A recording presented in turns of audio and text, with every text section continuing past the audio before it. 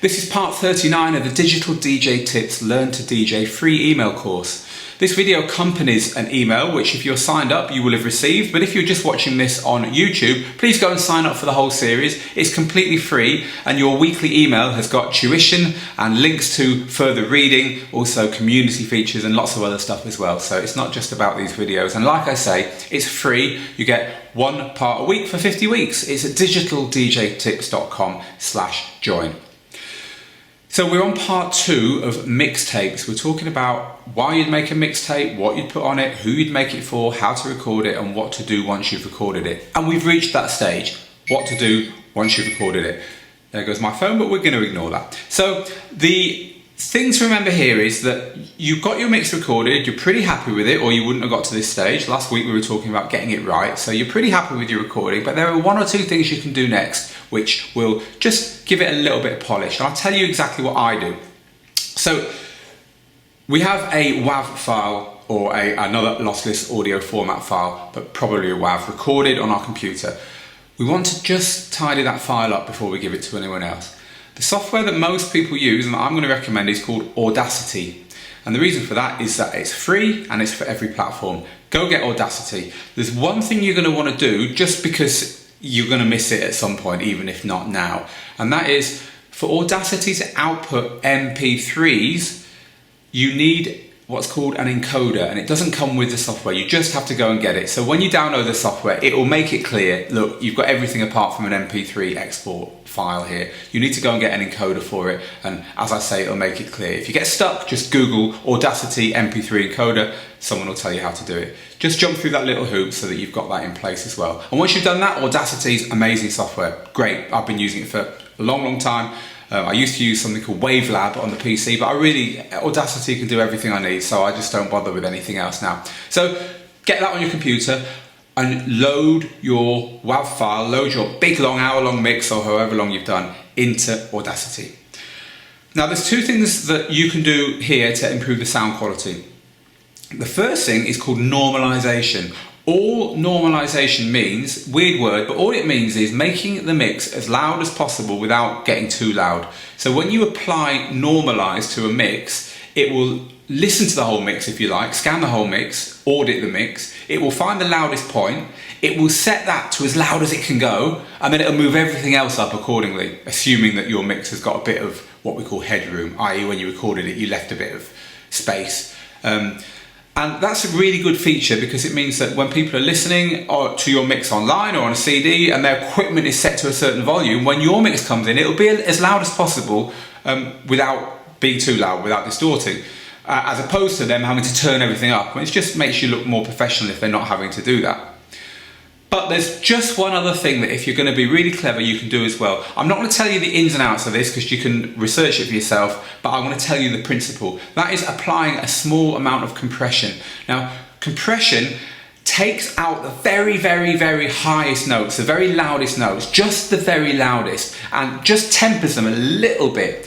Then think about what happens then when you apply that normalisation. The whole lot gets even louder than normal. So your mix suddenly sounds a bit louder at the expense of a tiny bit of dynamics, at the expense of a tiny bit of this bit's really loud and this bit's really quiet. You don't want too much of this, but if you do that, it means that in a car where there's lots of background noise, or on day-to-day listening, again when there's other noise going on, your mix will just sound a little bit louder, and it won't kind of disappear from view when it goes to a quiet bit, because there's more background noise, so you can't hear it. Listen to in a quiet room, in a shielded room, you don't need that stuff, but most people don't listen to music like that. So a little bit of compression, normalisation, and the third thing to do is to trim your mix. Just take the empty sound off the beginning and off the end, and you can do that very easily in Audacity. So now we have a nicely trimmed up, compressed and normalised mix. The next thing to do is to get that mix out to the public. 2 ways you're going to want to do this. You might want to burn CDs, which is obviously the old way, and you need to jump through one more hoop here, which is to put markers on where the tracks change. It's really professional to have track markers. Again, you can do this in Audacity, and you can do it in such a way that there won't be a gap. It will be a gapless mark, and that means that your tracks can jog on quite nicely. There's all kinds of other stuff you can do with CDs as well to make it nice. You can get your track names in there, so on. Again, this stuff is all out there on the internet. Work out how to do it. The point of today's video is to show you that you can do it, to make you aware that you can do this stuff and it's worth it. Then get it burnt to CD. There you go, there's your first CD. Of course, you recorded it at 74 minutes or 80 minutes or whatever your particular recordable DVDs can take, didn't you? So it's going to fit on nicely. So what about if you don't want to put it on CD? I wager that most people don't actually burn CDs nowadays. I wager that most people put their mixes online. So what do you do about putting your mix online, and where do you put it? Well, there's a lot of services out there that host mixes. Even today, it's still a bit of a grey area putting music online that is copyrighted, that isn't your music. It's your work, it's your mix, but it's not your music. There's still a bit of a grey area there. And there are two services I'm going to recommend because it's a grey area. Otherwise, I could just say do one, but because it's a grey area and things could happen once you put your mix online, I'm going to recommend two. First thing to not worry about is getting a criminal charge against you. What's going to happen is people will say, take your mix down, it has copyrighted material on it. What's most likely to happen is that your mix will just get taken down from somewhere because it's got copyrighted material on it. It's not going to come back on you. I've never heard of anyone being prosecuted. If you start selling it, that's a different thing, but you're using it to promote yourself, which is not criminal. But of course, don't take my word on it, I'm not a lawyer, but I've never, ever seen it happen. So I'm going to recommend you put your mix on one service, which it might get taken down from, and on another service where at the moment it won't. The first service is SoundCloud. Now SoundCloud is really made for producers to put their mixes up, but to put their, their self-produced songs and so on up. But a lot of people have got DJ mixes on there. It tends to be best when you've got stuff that's underground, stuff that's on small labels, stuff that's a bit more specialist. If you put a mix up there with Lady Gaga into Beyonce, blah, blah, blah, blah, blah, it's probably going to never even get on there. But if your mix is a little bit more underground, a little bit more specialist, chances are the labels involved will actually be quite happy you're promoting their music. But the big thing about SoundCloud is it's like the Facebook of recording music. It's a really good place to get exposure.